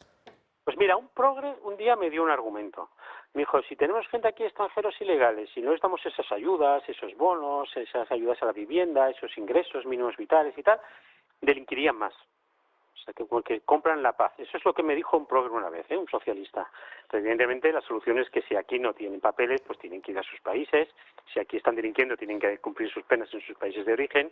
Y, por supuesto, ese no es un argumento válido, porque es como si un padre de familia dice, no, pues que antes de que me pegue collejas el vecino del quinto, pues le pago sus cosas, sus bambas, y a vosotros os lo quito. No tiene sentido. Un Estado ha de ser responsable, ha de ser firme en la defensa de sus administrados, porque es su obligación. Pues Joan Garriga, muchísimas gracias por atendernos y sobre todo por plasmar esa realidad con el que más de uno, con ese discurso que usted realizó, nos sentimos muy identificados. Gracias. Perfecto, muchas gracias por la llamada. Un abrazo a todos. Gracias. Buenos días. Merecía la pena, no sé si habían escuchado o no esa intervención, pero merecía la pena escuchar de viva voz al protagonista, unas declaraciones que sin duda, bueno, pues nos sentimos muy identificados muchos. Sentido.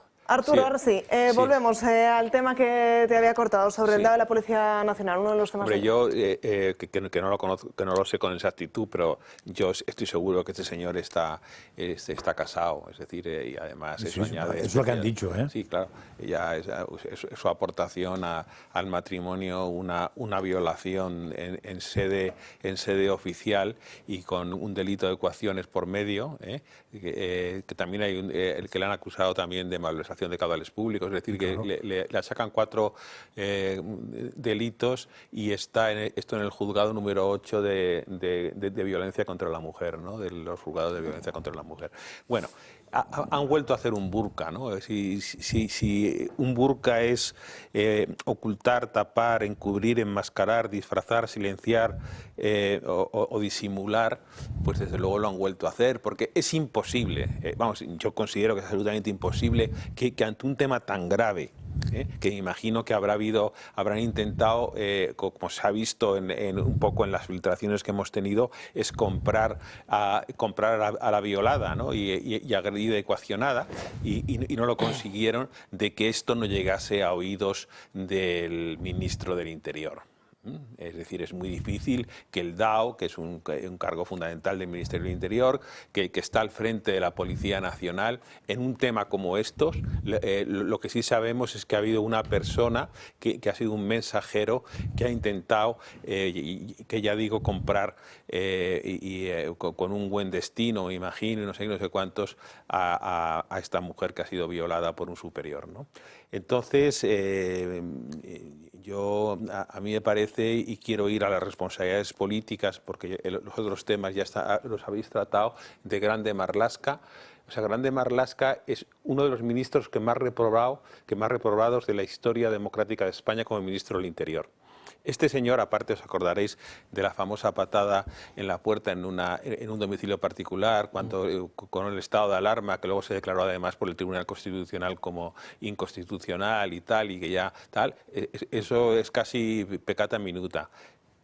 Que la valla de Melilla, que 37 muertos, ocultó información, es decir, que las devoluciones que luego quiso hacer en Ceuta, esas devoluciones el Tribunal Supremo dijo que eran ilegales, porque para hacer esas cosas, que a mí no me parece mal devolver, hay que cambiar las leyes, pero si hay una ley que te impide eso, pues no lo puedes hacer. El cese de Pérez de los Cobos. ¿Os acordáis también? El coronel de la Guardia Civil, el director de la Guardia Civil en Madrid, también por un tema, por una información que estaba sub judice, que no se podía decir en un juzgado, y que relativa, me parece, al 8 de marzo, y que, bueno, pues le quitó la confianza, y el Tribunal Supremo obligó o sea, revocó la decisión y obligó tal. Es decir, es un señor que tiene plagado de errores. Hay más cosas también, por ejemplo, que los muertos fotos de narcotráfico, de la Guardia Civil por perseguir al narcotráfico en Barbate, donde se vio también que los narcos tenían unos medios muy superiores a los que disponía la Guardia Civil, ¿no? Una mala gestión. Pero yo lo que pienso que Grande Marlaska, que no sé si está viendo el principio del fin o el final del principio, porque en la vida que nunca se sabe, pero no estará pensando, dice, bueno, esto está muy mal. Y yo me gustaría volver a la carrera judicial. ¿Qué pasa si me voy unos meses antes? Y además que me voy, en principio, por una cuestión de que yo empeño mi palabra en el Parlamento y la señora esta que ha sido violada dice que ya no se ha sentido respaldada por el ministro, y yo empeño mi palabra y hago honor a mi palabra. Bueno, pues a lo mejor lo que está haciendo es quitarse un poco de en medio y, digamos, antes de que venga la gran debacle, el volver a su carrera, intentar volver a su carrera judicial, no lo sé. ¿Creéis realmente que va a dimitir? Si la víctima da un paso más allá y dice que realmente se ha sentido desprotegida, que es que se ha sentido desprotegida.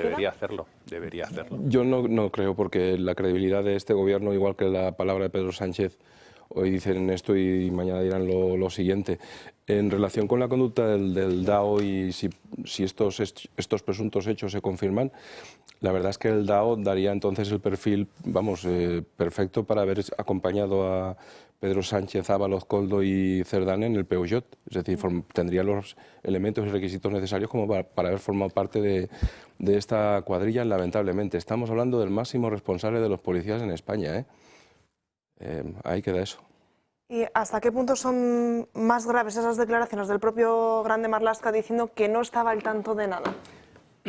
¿Cómo puede el ministro de Interior no estar al tanto de una situación tan grave? Es que debería emitir, si lo que ha manifestado es cierto, debería dimitir, porque no se entera de absolutamente nada. Pero es que eso es increíble. Es increíble que alguien tan controlador, que ha metido sus manos y su influencia en ambos cuerpos, o lo ha intentado por todos los medios, no se enterase, ni ninguno de esos altos cargos que han intervenido incluso para intentar acallar a la víctima, no le transmitieran lo que estaba sucediendo. O sea, es que eso no se lo cree nadie. Y probablemente se sepa. De forma que bueno, pero claro, es que yo la palabra del señor Marlaska no me la creo, pero en absoluto. O sea, hoy ha dicho esto y mañana le dirá que no lo ha dicho, como acostumbran los distintos ministros o portavoces de este gobierno. Si la víctima sale o su abogado manifiesta que el ministro debería dimitir, ya verás cómo nos dirá que es que está afectada por el momento, que con tranquilidad, que ahora quiere hacer todo lo posible para enmendar toda esta situación que se ha provocado y demás, y nada, esto no. Y además, si yo soy Pedro Sánchez, yo no dejo que se vaya, porque es un fusible para Pedro Sánchez. O sea, yo lo mantendría si fuese Pedro Sánchez, si yo pensase en los términos del AMPA en los que considero presuntamente que piensa Pedro Sánchez. Yo necesito que el ministro esté ahí para que aguante todos los chaparrones que están viniendo y no me impliquen a mí, porque... Que lleva siendo ministro desde junio del 2018, es decir, claro, es del primer gobierno de Sánchez. 8 años va a hacer ahora de ministro del Interior, que es... Completar información real. Estoy buscando en distintos sitios sobre la situación familiar de este hombre y, curiosamente, me dicen todos lo mismo. No hay datos públicos confiables sobre su vida familiar, pareja actual, hijos, familia cercana, etcétera, en medios de comunicación o en fuentes oficiales. Confiable no lo era mucho. Con lo cual, o sea... No tengo claro que tenga mujer ni que tenga hijos. Sí, pero bueno, que sería no lo de menos, pero te quiero decir, todo pero para situarlo, porque puede haber dado la sensación de que ha asegurado que tenía, porque yo he oído esto esta mañana, pero viendo que nadie se moja en esto, es más, incluso después te viene una reprensión de aquí, diciendo, ¿cómo se te ocurre preguntar eso si esos son datos privados? Pues es una novedad que sean datos privados. Y que no se puede publicar si un tío está casado o soltero, no lo he visto en ningún sitio esto, a no ser que dé permiso. No he visto ninguno. No he visto ningún sitio que ponga el jefe de la Policía Nacional, a lo mejor hay que tener, quiero decir, igual en la web de la policía, pueden... pero que no se sepa que un señor tiene familia. no deja de ser chocante, pero en fin, no se sabe. O sea, ahora mismo yo no lo he encontrado y he buscado en varios sitios, en periódicos, en la web de la policía que no pone nada, e incluso en la inteligencia artificial, que artificial seguro que es inteligencia a veces. Pero que independientemente entiendo que hayas querido aclarar Sí, claro, porque ese antes dato que daba a habías... entender que sí y no está Y no claro se que sabe, daría igual que tenga o no pareja, porque el hecho de esa pues con la violación no tiene nada que ver. supuesta con violación. la infidelidad previa sí que tendría que ver, pero eso no es lo que se juzga.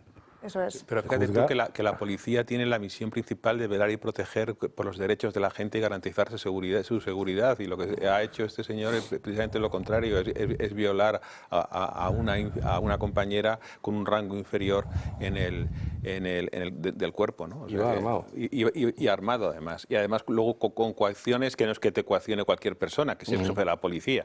O sea que... Veremos a ver qué recorrido tiene todo este asunto. Veremos a ver si Grande Marlaska, el ministro del Interior, dimite o no después de esas declaraciones que decía hoy mismo. También ha asegurado que denunciará a todo aquel que asegure que él sí que estaba al tanto de toda esta denuncia, de todos estos hechos que ocurrían, como les veníamos contando, desde el pasado 23 de abril, prácticamente 10 meses. Y veremos a ver en qué queda. Supuestamente está el juicio fijado contra el DAO de la Policía Nacional para el próximo mes, para el mes de marzo. Ahí se esclarecerá todo, ahí tendremos más información y ahí conoceremos esa versión de la víctima y la postura que tiene o no, si recoge o no el guante con las últimas declaraciones de Fernández Grande Marlaska. Vamos a hablar de otro protagonista, de otro que se ha querido colar en el día de hoy, porque ya saben que Gabriel Rufián va a presentar esta tarde, o va a comenzar esta tarde, esa gira por varias ciudades para presentar esa plataforma con la que pretende aunar a toda la extrema izquierda. Una plataforma, un movimiento por parte de Gabriel Rufián que no ha sentado nada bien a Oriol Junqueras. De hecho, había citado a todos los diputados de Esquerra Republicana esta misma mañana para intentar alertar, para poner sobre la mesa varios temas de actualidad, pero sobre todo para intentar alertar y avisar de este movimiento de Gabriel Rufián, que, como les decía, no ha gustado nada desde el partido, pero que su intención es la de liderar una plataforma en la que se aunan todas las extremas izquierdas y que, bueno, ya ha habido varios partidos políticos que sí que han decidido asistir a esa cita a partir de las 6:30 de la tarde, como les decíamos, en Madrid, pero hay otros como, por ejemplo, Podemos, que ya ha mostrado su máximo rechazo y han asegurado que no asistirán. ¿Qué os parece este movimiento de Gabriel Rufián, estas ganas de aunar o de ganar protagonismo en este tramo de la legislatura? Dos cuestiones. Yo creo que Gabriel Rufián está intentando ganarse un puesto de diputado en el PSOE, pero también pienso que, como siga así, Oriol Junqueras le va a poner un burka. Porque esto creo que ha sentado muy mal en las bases. De hecho, es alguien que en realidad no es querido en Esquerra Republicana. Es decir, es como un advenedizo y alguien que no forma parte de los suyos, de los de Esquerra, porque son bastante, entre comillas, racistas, en el sentido de que o eres independentista o eres pura, o eres de pata negra, o para ellos Rufián no deja de ser un externo que se ha metido en este asunto. Sí, pero ahí tenía bastante contestación interna, porque era un momento en el que de estas estrategias electorales que dicen vamos a enchamplar, le llaman el... Claro, no, y espérate, que este se jubila, como vaya el PSOE y el PSOE no se hunda más, este lo tenemos ahí. Hay un precedente histórico que no tiene mucho que ver, pero es por la Operación Roca. Correcto. Desde absolutamente un área periférica, o para llamarle más profundamente nacionalista, intentar liderar un movimiento nacional, ¿no? Eso pasó. Claro, no es lo mismo una operación desde el nacionalismo que desde el independentismo o separatismo. No parece que sea lo mismo.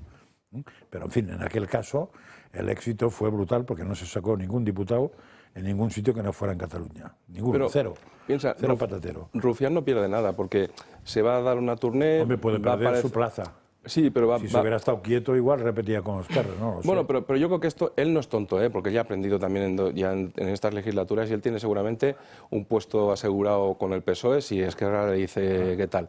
Y no pierde nada porque se va a dar una tournée, va a salir en prensa, va a tener protagonismo, con lo cual es lo que quiere. O sea, el titular sería que hoy presente nuevo disco. Eso es, sí. Yo creo que es Con Emilio Delgado, el que fuese de Más Madrid también va. Rufián es un sicario del PSOE, ¿no? Es decir, y es una maniobra del PSOE de intentar agrupar a lo que hay a la izquierda suya, con la decaída del liderazgo de Yolanda Díez, que realmente pues, es una persona que ha quedado demostrada que está que muy por debajo de lo que exigen las circunstancias. Entonces, intentar ocupar ese espacio. Es una izquierda incongruente. Es por un lado una izquierda charnega y por otro lado es una izquierda indepe.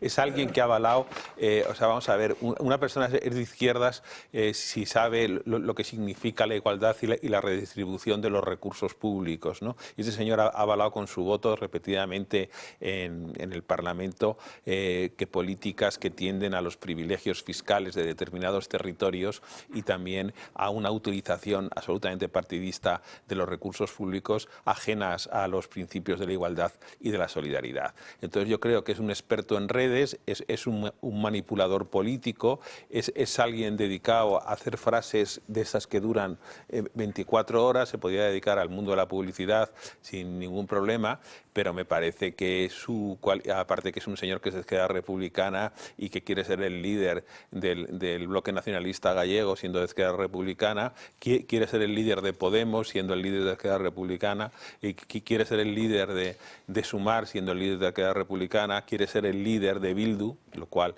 que parece que también tiene estómago para hacerlo. Yo lo veo muy difícil que eso vaya a salir. Es decir, es el proyecto de Sánchez de la izquierda plurinacional, ¿no? Como complemento de un partido socialista, digamos, con cierta hegemonía dentro, aunque menguante dentro del campo de la izquierda, pero que necesita algo que le escore o que le escolte a su izquierda. Puede ser que sea un intento de sustitución de Yolanda Díaz por uno que nos salga más barato, que es Rufián. Sí, Rufián sí. Además, que lleva la fotocopiadora incorporada. Menos necesidades aparentes, vamos, no sé. Yo creo que Jeff Bezos la realiza una oferta a Yolanda Díaz para reestructurar el tema de personal en sus empresas. Y creo que no le importa ganar el salario mínimo. Amazon no está para tirar cohetes, mínimo. No, ya, pero porque es una semana, madre mía, qué perla, qué cosa. 500.000 millones de dólares. Muy pendientes de las declaraciones que está dando ahora en directo el presidente Pedro Sánchez desde Nueva Delhi. Veremos a ver si se pronuncia o no acerca de ese escándalo con el DAO de la Policía Nacional. Pero a nosotros nos llega el turno de hablar con el Club de Amigos.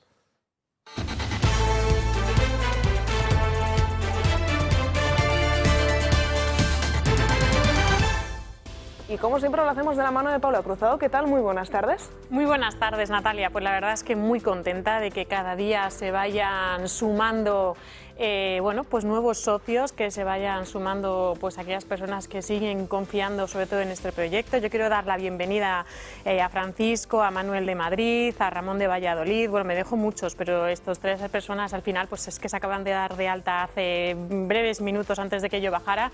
Y sobre todo también quiero dar las gracias a todos nuestros socios, Natalia, porque hacen posible que este medio de comunicación siga creciendo, que este medio de comunicación pues siga dándonos la posibilidad de trabajar todos los días como hacemos en este medio de comunicación de forma incansable para ofrecer información veraz, para sobre todo ofrecer esa información que otros medios de comunicación no es que callen, sino que a lo mejor hasta manipulan y transgiversan para que no sepamos la verdad, para hacer nuevos programas, nuevos debates, análisis sin filtro. Pues gracias a todos los socios hacen posible que este medio de comunicación no sea sobre todo un proyecto, sino una realidad, y que cada día pues seamos un poquito más fuertes. Así que si nos escuchas, nos ves todos los días y sobre todo crees en esto que digo, en este proyecto libre, independiente, como mucha gente sabe que ya nos ve día tras día, pues nosotros no tenemos ningún tipo de subvenciones. Nosotros al final como he dicho antes, vivimos de nuestros socios, por y para ellos. Por eso les necesitamos que nos ayuden. ¿Cómo nos pueden ayudar? Pues siempre lo digo, haciéndose socio del Club de Amigos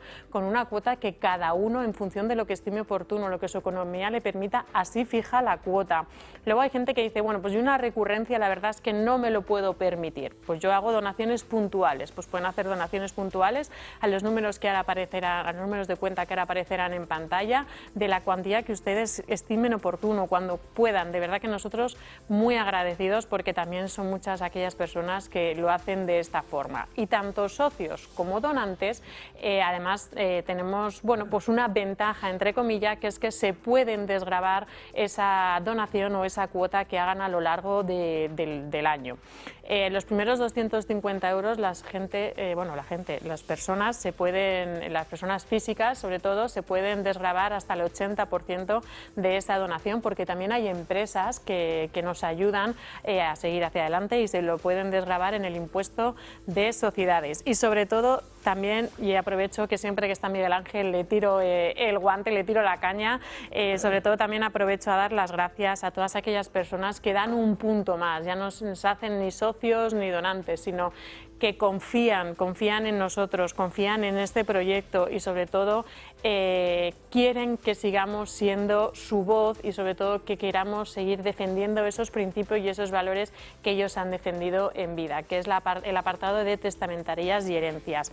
Y hoy que quiero que está Miguel Ángel aquí y quiero que me ayude a explicar entre los dos, pues este apartado, porque hay diferentes opciones de poder dejar a la fundación pues en su testamento o en su herencia. Está el legado, el heredero universal, el coheredero. Vamos a explicar un poquito estas tres formas, Miguel Ángel, a ver cómo es fácil.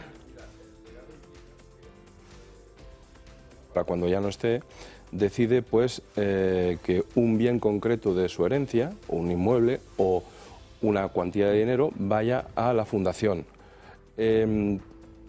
Por el contrario, cuando alguien instituye heredero universal, en este caso la fundación, significaría que todo su caudal de ritos, toda su herencia iría a la fundación. Esto es en función de lo que cada persona decida aportar. Una cuestión importante, cuando si alguien de los telespectadores o del Club de Amigos decide realizar un legado, es decir, dejar un concreto bien o una concreta cuantía para el día en que ya no esté con nosotros, decirle que no hay ningún inconveniente, que es algo muy fácil y que no afecta para nada a sus herederos. Es decir, que es muy fácil identificar el concreto legado, el concreto inmueble o la concreta cuantía que pretenda dejar al Club de Amigos, y que, por supuesto, esto no afecta ni perjudica en absoluto respecto a lo que haya decidido que debe ser para sus propios herederos. Y si decide nombrar al Club de Amigos como heredero de su herencia, pues indicarle que eso también lo puede hacer perfectamente y que, por supuesto, le vamos a asesorar para que no tenga ninguna duda y que todo esté correctamente y se respete absolutamente la voluntad de quien decida realizar esta actuación, que ayudaría tanto a seguir defendiendo los valores de esta casa. Y sobre todo, Miguel Ángel, también lo que queremos dejar claro es que esta forma de ayudar a la fundación no perjudica, como tú has dicho, absolutamente nada a sus herederos más cercanos o de su línea más cercana.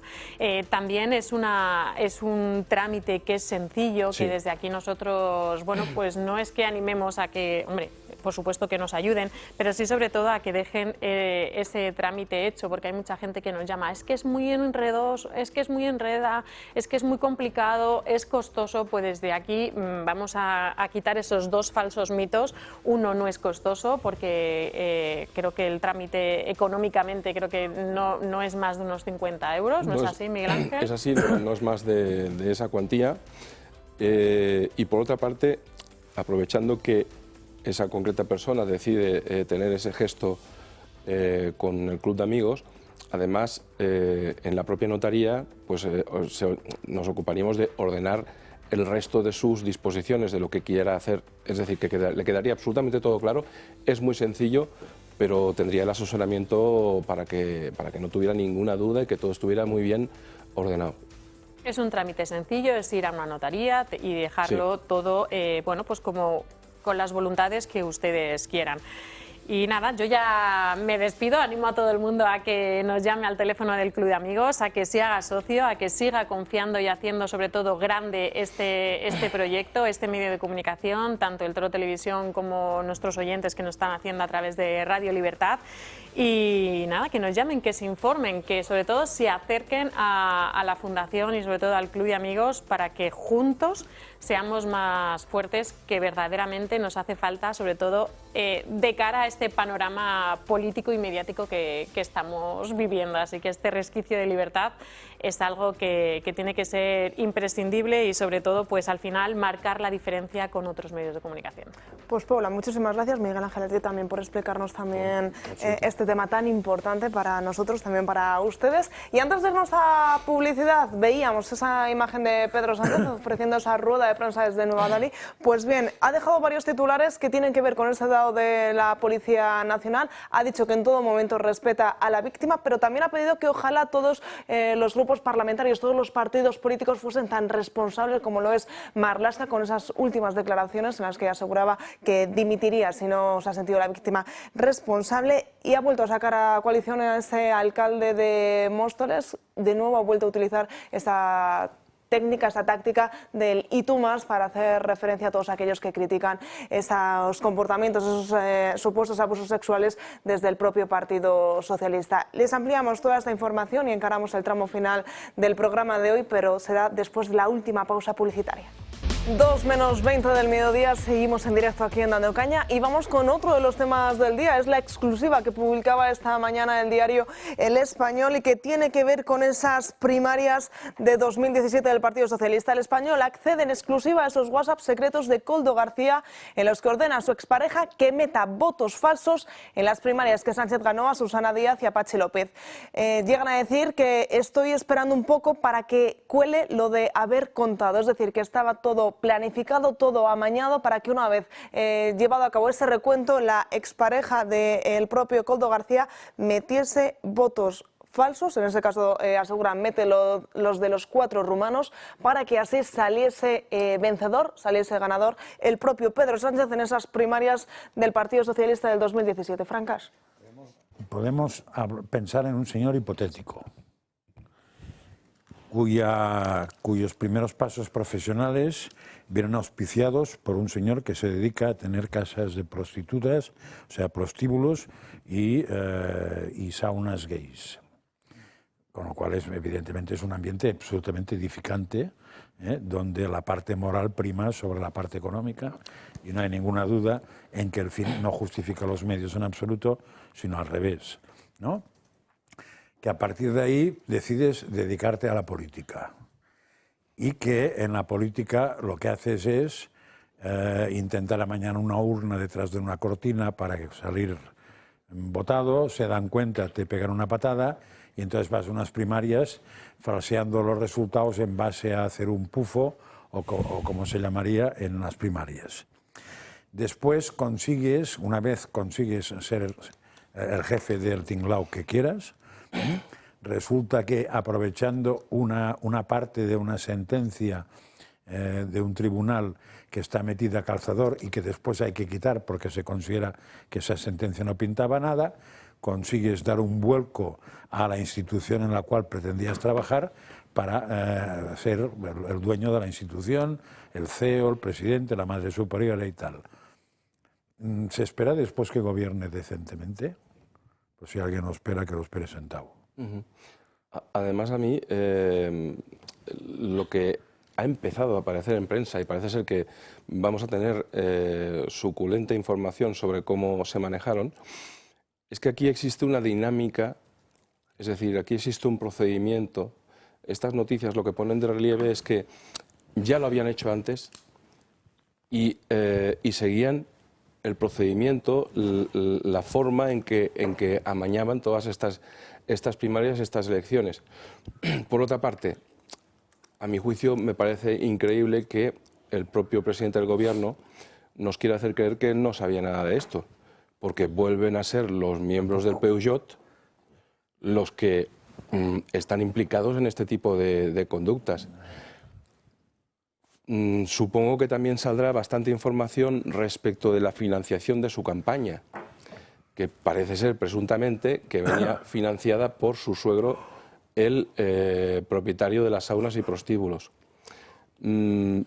Coincido, hoy no sé qué me ocurre, José María, que estoy coincidiendo contigo casi Bueno, siempre. debe ser la procedencia. Debe ser que voy por buen camino. Debe ser la procedencia. Pero claro, es que... Y yo me he dejado lo del suegro, ya no he dicho nada. Pues con de estos... la financiación, vamos. Claro, con estos mimbres es evidente que nos gobiernan pues una banda y que a cada paso van saliendo... Bueno, hay un espectáculo cada día. Sí, pero Miguel estos Ángel, no se van, tú que eres especialmente meticuloso en el tema jurídico, con todo ese planteamiento que he hecho, o que has hecho tú y yo, sumado, ¿es previsible que en unas siguientes elecciones los comportamientos sean absolutamente transparentes? No me refiero a internas, sino externas. Bueno, sobre las elecciones generales... Esas. Las que le afecten a él. Vienen existiendo voces que ponen en tela de juicio esos resultados. ¿Por qué? Porque, por ejemplo, parece ser que se dieron una serie de resultados en determinadas circunscripciones que no eran coherentes, como que, por ejemplo, en alguna ciudad, en alguna provincia del sur, no sé si era Murcia o alguna tal, resultase que habían votado a Puigdemont un montón de gente. Claro, eso no cuadra. Y también está puesta en tela de duda Indra, empresa también muy cuestionada por toda una serie de operaciones, toda una serie de cargos colocados por el gobierno y del anterior también, de cargos puestos allí, que hacen que cada vez los ciudadanos pues tengan más sospechas de que esto no es del todo, Sí, no es del todo limpio. Yo más que en hechos me refería al prototipo de comportamiento. No, es decir, al chico que yo he sido profesor muchos años, al que copian todos los exámenes, yo lo tengo que presuponer que en el siguiente no va a copiar. No, es que... Pregunto. Bueno, yo estoy de acuerdo en el sentido de que, a mi juicio, este presidente y este partido político va a intentar hacer todas las trampas posibles. Vale. Ya tuvimos el ejemplo del voto por correo. Sí, señor.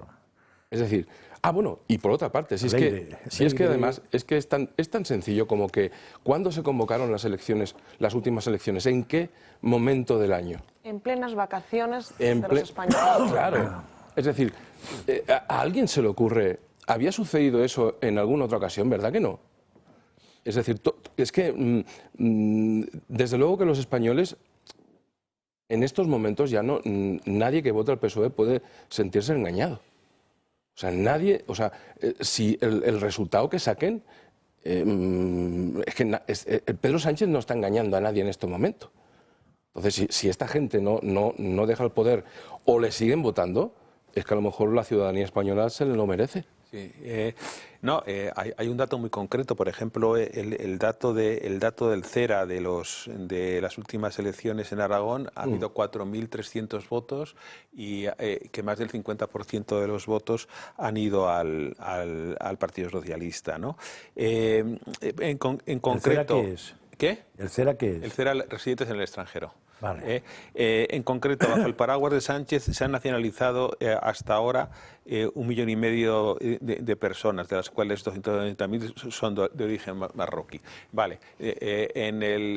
Por la ley de memoria democrática, es decir, antepasados, abuelos, padres y no sé si hasta bisabuelos, ya creo que llevan como 1.300.000 de personas a los consulados que no dan abasto. Es decir, ahí, ojo, porque puede haber, esta gente está acostumbrada desde sus orígenes, es decir, es consustancial a él tener esa vocación delincuencial, pues que yo creo que una de las cosas, ellos ven que en España cada vez que la gente está más en contra suya, desde el punto de vista político, y están perdiendo muchos electores, y la única forma de reemplazar a electores que se les van es con gente que no vive en este país y no sabe los problemas que tenemos, o con gente que piensa que les debe el favor de haberles dado primero el permiso de residencia y dos, que la nacionalización, ¿no? Uh-huh.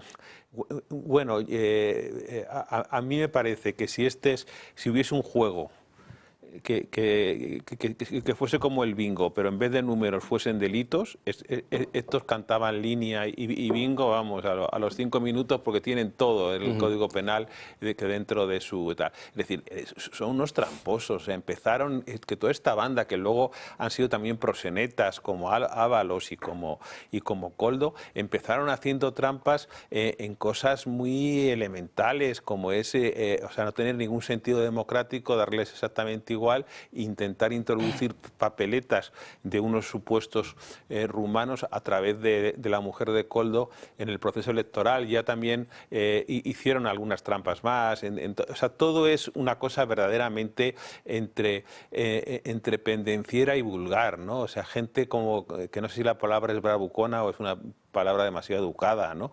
Pero gente realmente de un perfil y de una calidad humana, son, como decía el otro día Alfonso Guerra, es que el PSOE está dirigido por una banda de bandidos y macarras, ¿no? Que los Soprano se quedan cortos comparado con ellos. Es decir, es que y luego la falta de legitimidad política de un señor que gobierna sin mayoría en el Parlamento, que es un presidente zombie, que no sabemos muy bien, o sea, nadie le ha dado, digamos, entre comillas, y políticamente el tiro de gracia para irse fuera del gobierno. Y entonces sigue en una situación absolutamente irregular, porque no hay una mayoría para una moción de censura, y los partidos que le apoyan, entre otros el catolicón del PNV, pues realmente que parece que no utilizan mucho el agua bendita o la utilizan para fines un poco espurios, ¿no? Es decir, le mantienen allí contra el viento y la marea, ¿no? Sin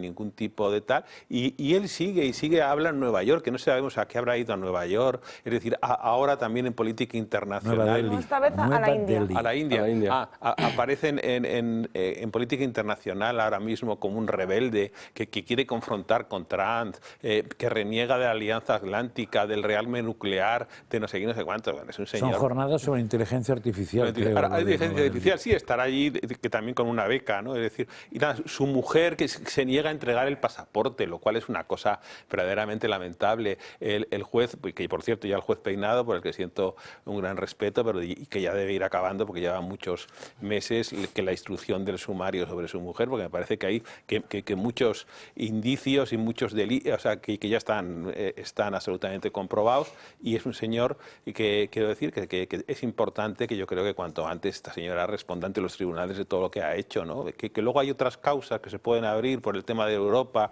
que la OMT, no sé qué, bueno, serán otro tipo de causas, pero desde luego el tema troncal del encausamiento de Begoña Gómez, no sé lo que piensas, Miguel Ángel, yo creo que es bastante claro el tráfico de influencias, la apropiación del software, ¿no? ¿Os acordáis del juez Barbero? Sí, Marino Barbero. Peinado y Barbero me parece que... Está muy bonito. Era el de Filesa. Que Peinado acabara como Barbero, acabó... Vamos, se metió donde, en fin, a explicar, lo que se acuerde que explique quién es. Lavar y marcar, pues haciendo... Bueno, es el que le abrió la causa al PSOE por el tema de financiación ilegal de Filesa, Malesa y Time Sports. Y que se le ocurrió entrar en la sede del PSOE, madre mía. Y lo pusieron, vamos, yo creo que acabó mal este hombre. No sé cómo acabó, vamos. Pero bueno, mira, pues el Barbero y Peinado está muy bien visto. Por cierto, hoy el rastrero de Óscar Puente ha sacado el tema del Jack 43, o sea, una cosa absolutamente pasada, que se ha elucidado. Es un estilo revanchista de la peor calaña. Yo quería señalar el estado de putrefacción que vive el Partido Socialista en estos momentos, porque pese a todo lo que ha aparecido, nadie de las otras candidaturas que se enfrentaron en las primarias a Pedro Sánchez ha levantado la voz, ni ha dicho aquí estoy yo, qué es lo que ha pasado, ni ha formulado crítica alguna. Sí, esta mañana a Alberto Sotillo sí lo ha formulado. Bueno, Alberto Sotillo uno, tal vez. El que ha dicho. Falta Susana Díaz, que no sé si lo ha formulado. Bueno, Pachi López imposible. No, Pachi López no. Es que en las primeras participaron Alberto Sotillos, que ya no llegó al round final. En aquel momento Alberto participaba conmigo en Radio Inter. Pero no sería lógico que en un me partido... contaba que el gran problema que tuvo es que Susana Díaz le machacó en Andalucía para que no le dieran avales.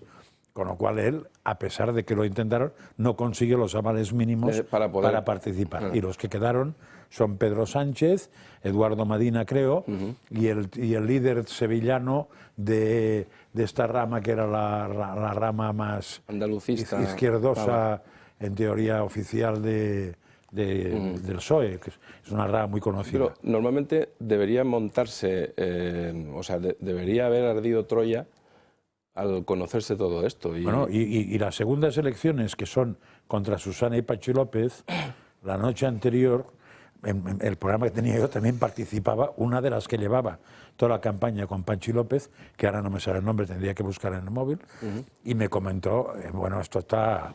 O sea, que ganamos, perdón, de Susana Díaz, que ganamos por goleada. O sea, tan tranquilos que se dedicaron el último día a la... No contaban con los rumanos. Y al día siguiente no se creían nada. O sea, que se pasó de una convicción a la puñetera realidad, que era la contraria. ¿Qué pasó ahí? Es su problema, no el mío. Quiero decir que no lo sé, pero se quedaron muy asombrados.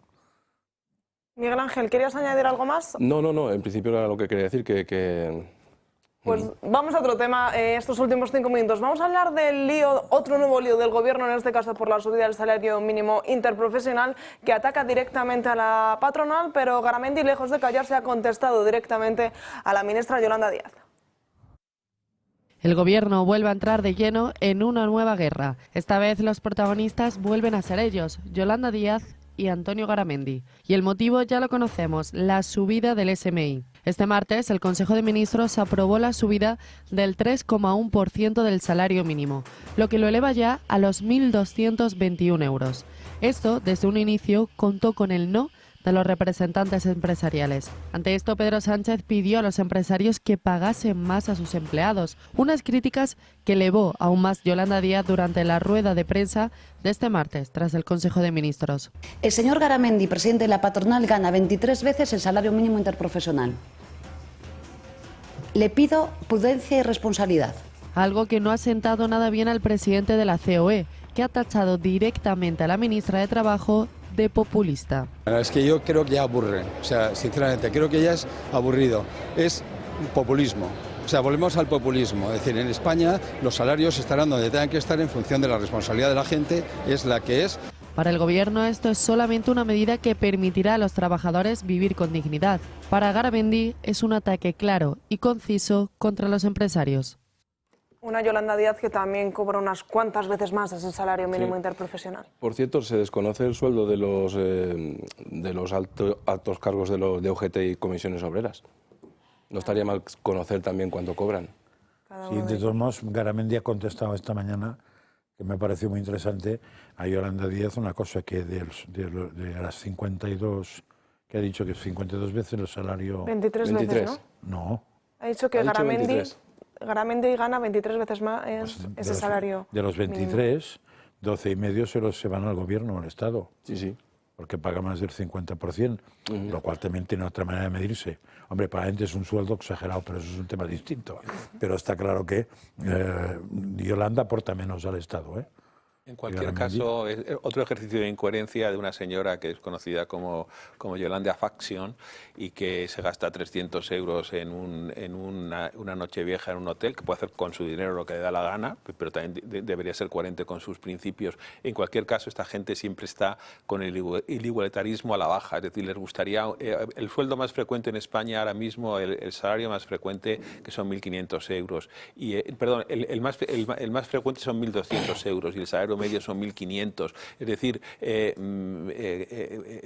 un país que necesitaría cambiar su base o su estructura económica, captando empresas que puedan pagar otros salarios y cambiando la estructura industrial y de servicios de este país para pagar otras cosas. Y esta señora, y la productividad, y la competitividad, y la innovación, y todas estas cosas. Y esta señora lo único que es en fin, se dedica a meter porque piensa que es populista, como ha dicho muy bien Antonio Garamendi, Garamendi a hablar de su sueldo, que a la gente le da, hombre, yo creo que el presidente de la patronal debería estar bien pagado, y sobre todo se lo han puesto los propios asociados a la COE, el sueldo, que son los que le pagan, ¿no? Que yo no te digo que los ministros estén bien pagados, porque sé que un ministro puede ganar que netos unos 4.000 euros, ¿no? Que para la responsabilidad que tiene, pues posiblemente es una cantidad menor. Pero en cualquier caso, hagamos un país grande, hagamos un país con proyección de futuro, hagamos un país con horizontes y no estar